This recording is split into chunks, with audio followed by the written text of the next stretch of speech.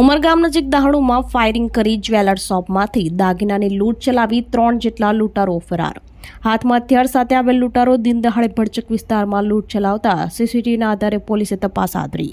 આ અંગે મળતી માહિતી અનુસાર મહારાષ્ટ્રના પાલઘર દહાણુ સ્ટેશન નજીક ઈરાની રોડ ઉપર આવેલ લક્ષ્મી જ્વેલર્સની દુકાનમાં મોટરસાયકલ ઉપર આવેલા 3 અજાણ્યા લૂંટારોએ બપોરના 4:30 વાગ્યાના સમયે પ્રવેશ કર્યો હતો। તેમણે હથિયારનો દર બતાવી દુકાનમાંથી દાગીનાને રોકડ લૂંટી લીધી હતી। આ લૂંટભર બજારે ભરચક લોકોની હાજરી વચ્ચે બંદૂકની અણીએ એક ફાયરિંગ કરી ફિલ્મી ઢબે થતા નાગરિકોમાં ભયનો માહોલ ફેલાયો છે। ઘટનાની માહિતી મળતાની સાથે જ દહાણુ પોલીસ તાત્કાલિક ઘટના સ્થળે પહોંચી હતી। પોલીસે બાઇક ઉપર ફરાર થતા લૂંટારોનો પીછો કરવાનો પ્રયાસ કર્યો, પરંતુ લૂંટારો ફરાર થવામાં સફળ રહ્યા હતા। શહેરના મધ્ય ભાગમાં થયેલી આ હિંમતભરી લૂંટને કારણે સ્થાનિક કાયદો અને વ્યવસ્થા પર સવાલ ઉઠ્યા છે।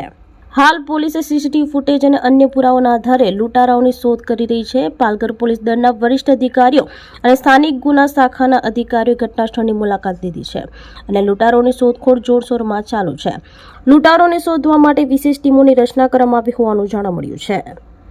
પોલીસ અધિક્ષક યતીશ દેશમુખે આરોપીઓ સામે કડક કાર્યવાહી કરવાની ચેતવણી આપી છે। દહાણુ ભરચક બજાર વિસ્તારમાં હથિયાર લઈને એક યુવક દુકાનની બહાર બિંદાસ ઉભેલો દેખાય છે, જ્યારે દુકાનની અંદર 2 યુવક ખૂબ જ આસાનીથી સોના અને ચાંદીના દાગીના કોથળામાં ભરતા દેખાય છે।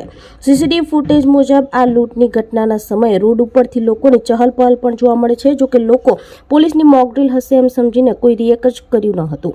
લૂંટારો ફરાર થઈ ગયા બાદ આખી ઘટના સામે આવી હતી।